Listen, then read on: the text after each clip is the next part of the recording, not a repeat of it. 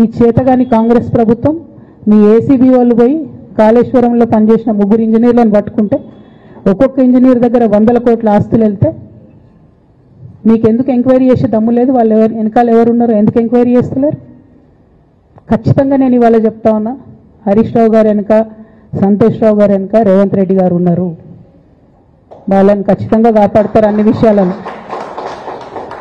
వాళ్ళని ఏమనరు, వాళ్ళ గురించి ఏం మాట్లాడరు. బాణం ఎంతసేపు కేసీఆర్ గారి మీద ఉంటుంది. కేసీఆర్ గారిని మాట్లాడాలి, కేసీఆర్ గారిని బదనాం చేయాలి. కానీ దగ్గరుండి ఈ అవినీతి అనకొండలు బీఆర్ఎస్ పార్టీని ఏదైతే డిస్టర్బ్ చేసిండ్రో వాళ్ళని మాత్రం ఏమనరు. ఈ ఇంటర్నల్ అండర్స్టాండింగ్ అనేది ఎక్స్పోజ్ కావాలి. రేపటి నుంచి నేను ఛాలెంజ్ చేసి చెప్తున్నా కదా, రేపటి నుంచి ఏం మాట్లాడతారు తెలుసా? ఈ మొత్తం బ్యాచ్లన్నిటికీ సోషల్ మీడియా బ్యాచ్లు ఉన్నాయి. వీళ్ళందరికీ బాగా చాలా బ్యాచ్లు ఉన్నాయి. వాళ్ళంతా రేపటి నుంచి ఏమంటారు? నన్ను ఒకళ్ళు బీజేపీ ఆపరేట్ చేస్తుందంటారు, ఒకళ్ళు కాంగ్రెస్ ఆపరేట్ చేస్తుందంటారు, ఒకళ్ళు రేవంత్ రెడ్డి చెప్తే మాట్లాడుతుందంటారు, ఇంకోళ్ళు బండి సంజయ్ చెప్తే మాట్లాడుతుందంటారు. ఖబర్దార్ బిడ్డ, నేను ఎవరు చెప్తే ఆడేటటువంటి తోలుబొమ్మని కాదు. నాది నాది నాది నాది కేసీఆర్ బ్లడ్, నాది తెలంగాణ బ్లడ్. ఇండిపెండెంట్గా నేను అనుకున్న విషయాన్ని చెప్తున్నాను. దానికి పొలిటికల్గా ఇబ్బంది అయినా, కష్టమైనా, నష్టమైనా నేనే భరిస్తా.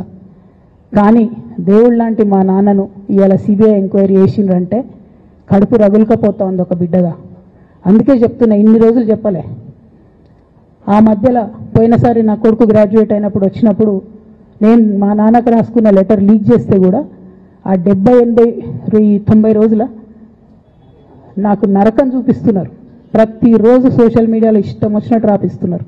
ఎప్పుడు వీళ్ళ పేర్లు తీసుకోలే, ఇష్టం వచ్చినట్టు ప్రెస్ వాళ్ళకు మాట్లాడుతూ చాలా విషయాలు చెప్తున్నారు. ఎప్పుడు వాళ్ళ పేర్లు తీసుకోలే. ఇలా తీసుకుంటున్నా, ఎందుకంటే విషయం నాది కాదు. ఇది తెలంగాణ పరువు ప్రతిష్టకు సంబంధించిన విషయం. ఇలా దేశంలో ఏ మూలకు పోయినా, ఎక్కడికి పోయినా కేసీఆర్ అంటే ఒక మహానాయకుడు, త్యాగం చేసిన నాయకుడు అని చెప్పి మాట్లాడతారు.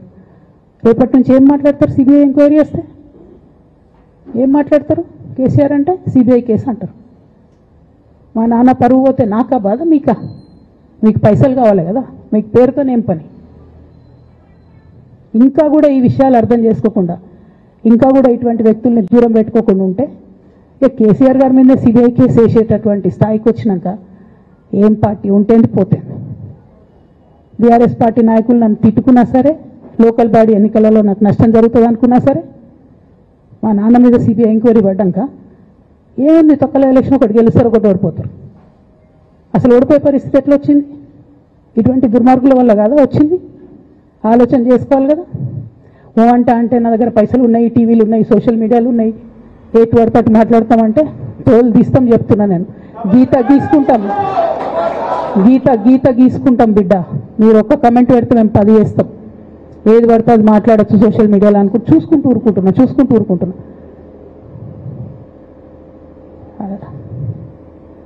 పెద్ద సార్ దగ్గరికి వచ్చినాక ఇక కాంప్రమైజ్ అయ్యేది ఏం లేదు. ఘోష్ కమిషన్ వేసిన రోజే నేను చెప్పిన, ఎందుకు రియాక్ట్ కాలేదు పార్టీ అని అడిగిన ఆ రోజునే.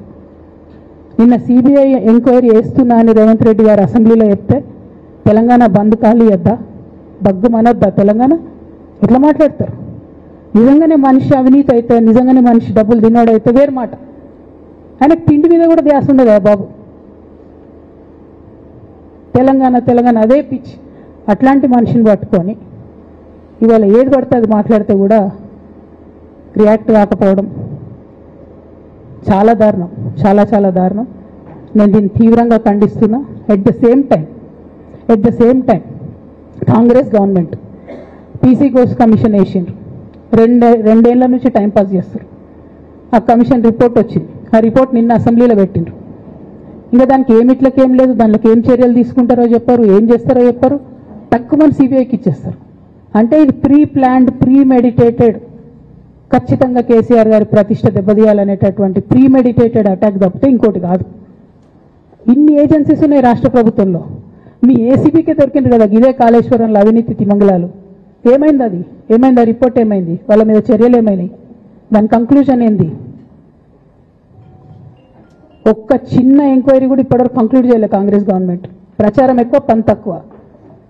ఎప్పుడైనా మీ తప్పిదాలు బయటపడుతున్నాయి అనుకుంటే, ఎప్పుడన్నా ప్రజలు తిరగబడతారు అనుకుంటే వెంటనే ఒక రిపోర్ట్ వేయాలి, వెంటనే కేసీఆర్ మీద ఒక ఆరోపణ చేయాలి. ఇప్పటికి కూడా రేవంత్ రెడ్డి గారికి కేసీఆర్ గారి పేరు చెప్పుకోకపోతే ఆయన ఫోటో కూడా పేపర్లో వేయమని భయం పాపం. అందుకని ఆయన రోజు పొద్దుగాలేస్తే కేసీఆర్ని తిట్టుడే తప్పితే ఇంతవరకు కూడా వేరే ఆలోచన చేయడం లేదు. మేము డిమాండ్ చేస్తూ ఉన్నాం కాంగ్రెస్ ప్రభుత్వాన్ని, మీరు బట్టగాల్చి మీదేసినట్టు ఆరోపణలు వేయడం కాదు, మీకు దమ్ము ధైర్యం ఉంటే నేను పేర్లు కూడా చెప్పిన, చూడండి ఎక్కడి వరకు పోతారో చూస్తాం. మీకు అండర్స్టాండింగ్ లేకపోతే మీకు అండర్స్టాండింగ్ పెట్టుకొని కేసీఆర్ గారిని టార్గెట్ చేయడం ఇది పొలిటికల్గా కరెక్ట్ కాదు. మన రాష్ట్రంలో ఇటువంటి వాతావరణం ఇదివరకు లేకుండే, రేపు పొద్దున కూడా ఉండొద్దని చెప్పి నేను కోరుతాను.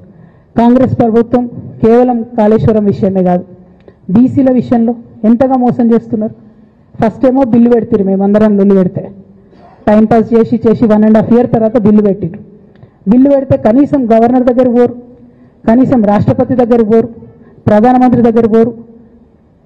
గవర్నర్ పెండింగ్ పెట్టుకుంటే ఎందుకు సుప్రీంకోర్టు కోతలేరు? ఇంకా కూడా మళ్ళీ ఛాలెంజ్ చేసి అడుగుతా ఉన్నాను నేను, ఎందుకు సుప్రీంకోర్టు కోతలేరు? మీరు సెప్టెంబర్ 30 లోపల ఎన్నికలు చేస్తామని చెప్పిండ్రు.